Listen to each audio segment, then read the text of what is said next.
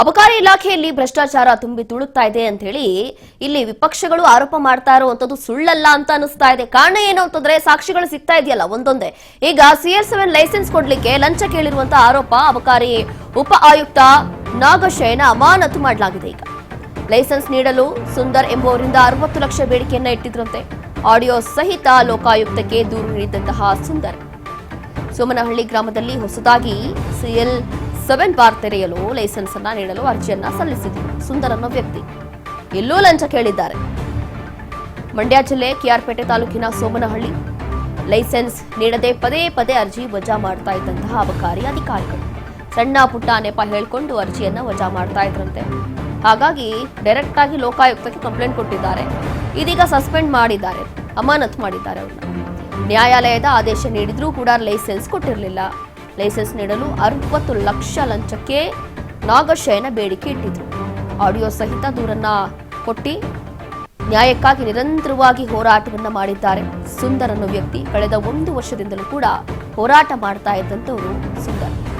ಇದೇ ವಿಚಾರ ಸದನದಲ್ಲೂ ಕೂಡ ಬಹಳಷ್ಟು ಚರ್ಚೆ ಆಗಿತ್ತು. ದೊಡ್ಡ ಮಟ್ಟದಲ್ಲಿ ಗಲಾಟೆನೇ ಆಗಿದೆ. ನಿನ್ನೆ ಅಹೋರಾತ್ರಿ ಧರಣಿಯನ್ನ ಮಾಡಿದ್ದಾರೆ. ಕಾರಣ ಏನು ಅಂತಂದ್ರೆ ಅಬಕಾರಿ ಇಲಾಖೆ ಸಚಿವರು RB ತಿಮ್ಮಾಪುರ ಅವರನ್ನ ಅವ್ರು ರಾಜೀನಾಮೆ ಕೊಡಬೇಕು ಅಂಥೇಳಿ ಬಹಳಷ್ಟು ಚರ್ಚೆ ಆಯಿತು ಸದನದಲ್ಲೂ ಕೂಡ. ಕೊನೆಗೂ ಎಚ್ಚೆತ್ತುಕೊಂಡು ನಾಗಶಯನ ಅವರನ್ನ ಇದೀಗ ಅಮಾನತು ಮಾಡಿ ಅಂಥೇಳಿ ಆದೇಶವನ್ನ ಕೊಡಲಾಗಿದೆ.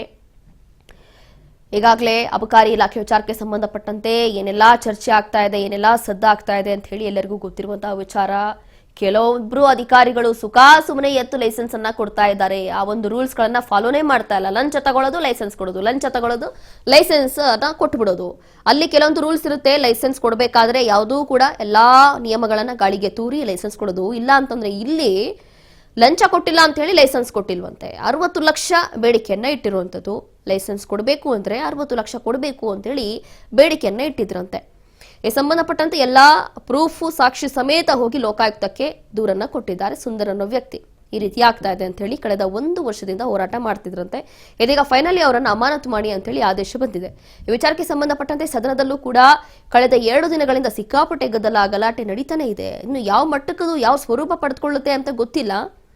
ನಿನ್ನೆ ಅಹೋರಾತ್ರಿ ಧರಣಿ ಮಾಡಿದ್ದಾರೆ ವಿಪಕ್ಷ ನಾಯಕರು, ಬಿಜೆಪಿ ನಾಯಕರು ಹಾಗೂ JDS ನಾಯಕರು ದೊಡ್ಡ ಮಟ್ಟದಲ್ಲಿ ಪ್ರೊಟೆಸ್ಟ್ ಮಾಡಿದ್ದಾರೆ. ಅಬಕಾರಿ ಇಲಾಖೆಯ ಸಚಿವರು ರಾಜೀನಾಮೆ ಕೊಡಲೇಬೇಕು, ಇಷ್ಟೊಂದು ಭ್ರಷ್ಟಾಚಾರ ನಡೀತಾ ಇದೆ, ಲಂಚ ತಗೊಂಡು ಕೆಲಸ ಮಾಡ್ತಾ ಇದ್ದಾರೆ ಅಂತ ಹೇಳಿ ಇದೀಗ ಮತ್ತೊಂದು ಇಂತಹದ್ದೇ ಪ್ರಕರಣ.